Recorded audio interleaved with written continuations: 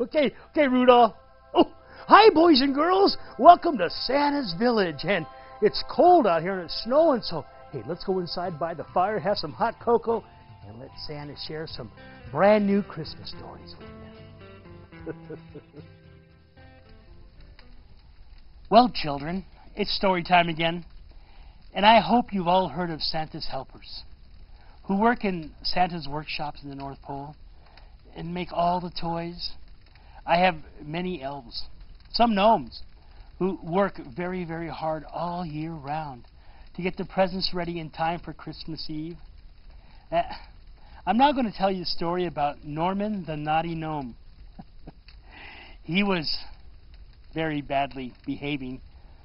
He was a young gnome and used to play horrible tricks on everyone. He thought he was funny, but he was not, because all he did was upset everybody. Once, he blackened Rudolph's nose with boot polish, and when we were test driving the new sleigh, one foggy night, he couldn't see his way home, and the satellite navigation we had to use. Another time, he set off all the fire alarms in the workshop and stopped production of the toys. Oh, he was such a naughty, naughty gnome.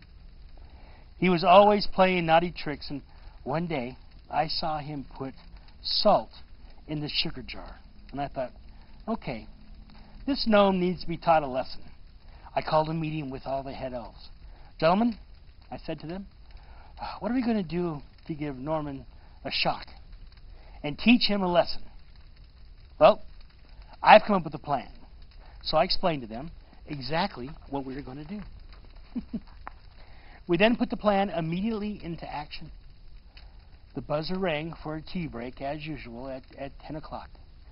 We went to make tea, and as usual, I put sugar in it. As everyone was watching, I drank the tea. And in my best acting, I shouted, my throat! And collapsed on the floor. The head elf ran over to me and shouted, quick, call a doctor! Oh, what a performance I had. Maybe I should be nominated for an Oscar. I didn't know. But then someone had stopped working and come over to see Santa lying unconscious on the floor. And I was just pretending. Of course, everybody knew that, except naughty Norman, who had put the salt in the sugar. Every time Norman looked away, I opened my eyes and winked at the audience. The doctor examined me and explained that unless he knew what Santa had drunk, there was nothing he could do to help him. Naughty Norman was watching with a very guilty expression on his face.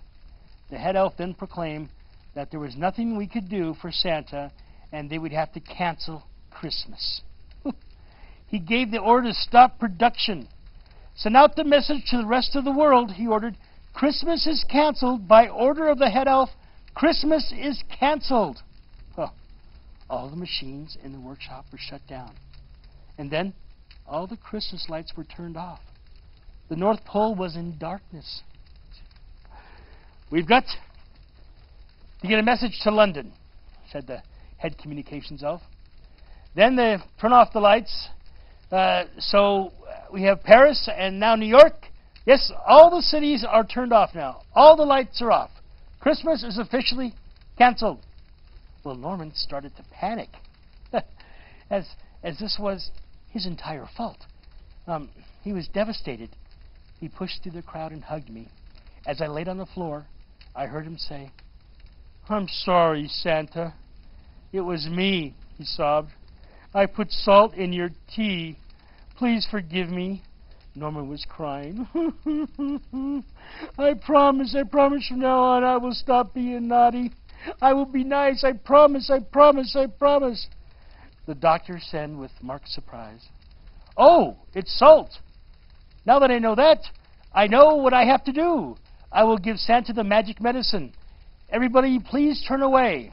Well, everybody turned away and heard a large cough. You see, Santa's such a great actor. Okay, right, you can all turn around, he said. Once I had finished my performance, when everyone turned around, there I was standing as jolly as usual and said, "Turn on the Christmas lights! Christmas is back! Inform the world!" But of course, there was really no need to, because the communication was never actually sent. Because everybody knew about what we were doing except Norman, the naughty elf. Ah, boy, Santa's such a good actor. Well, Norman had learned his lesson. And since then, he has been a good boy. And everybody now knows him as Nice Norman instead of Naughty Norman. So children, it's better to be nice than to be naughty. Why, it takes the same amount of energy. So on Christmas morning, instead of giving Mommy and Daddy one kiss, give them two. And remember, if you're naughty, Christmas will be canceled. Merry Christmas.